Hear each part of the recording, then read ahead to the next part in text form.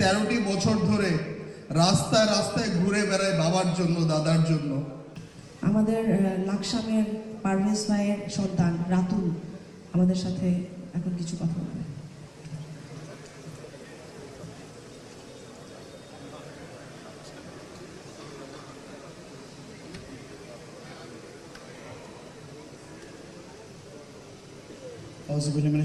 বিসমিল্লাহির রহমানির রহিম।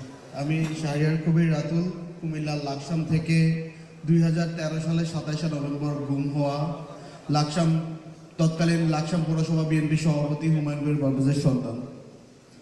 আমার বাবার সাথে সাথে আমার বাবার চাচা সাইফুল ইসলাম হিরু, যিনি ছিলেন উপজেলা বিএনপির সভাপতি এবং সাবেক সংসদ, দুজনকে একসাথে র্যাব তুলে নিয়ে যায়। আজ 12 বছর পার হয়ে 13 বছরে পড়ল, আজ পর্যন্ত আমরা তাদের সন্ধান পাইনি। এখন পর্যন্ত আজকে 13টি বছর ধরে রাস্তায় রাস্তায় ঘুরে বেড়ায় বাবার জন্য, দাদার জন্য।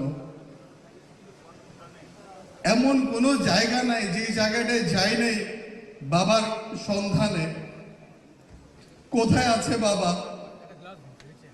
আমরা কি এরকম বাংলাদেশ চেয়েছিলাম?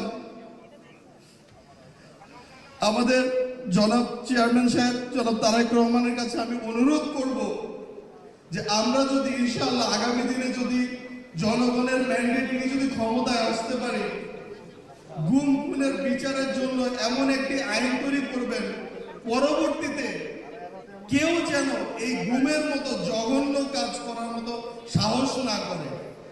কারণ একমাত্র সেই পরিবারগুলোই জানে যে গুমের যে কতটা যন্ত্রণা, যারা গুমের শিকার হয়েছে, যাদের পরিবারের সদস্যরা গুমের শিকার হয়েছে। আমি ব্যক্তিগতভাবে চাই না যে আমার শত্রুর পরিবারের কেউ যাতে গুম হয়। যে মারা গেছে সে বেঁচে গেছে, তারা জানে যে সে মারা গেছে, তাকে কবর দেওয়া হচ্ছে। আজকে 13টা বছর বাবা কি বেঁচে আছে না মারা গেছে এখন পর্যন্ত জানি না। বাবার কবরটা নাই, বাড়ির কবরস্থানের দিকে তাকাতে ইচ্ছা করে না, কারণ সেই কবরস্থানে আমার বাবার কবর নাই। বিএনপির প্রতি আমরা কৃতজ্ঞ যে আমাদেরকে মনে রেখেছে, আমাদেরকে স্মরণ করেছে।